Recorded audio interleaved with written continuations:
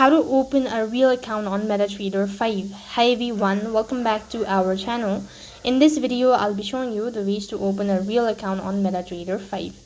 In order to open a real account, you need to start with the procedure, that is installing the application. When you're done installing the application, that's going to take you to the home page, which is going to look something like this. While you're on this page, you must have started off by demo account. So then you could go to the messaging tab, and from here you could go and press the register button. As you press the register button, it's going to take you to the field where you have to start choosing whether you want to create an account with the Google account or you need to manually enter the information. So select either one of it, and if you've done manually, then you need to enter the email address, create a password, and verify your identity by providing a government issued ID by taking a picture of it, and you'll have successfully opened a real account, and then you're eligible to trade on Metatrader 5.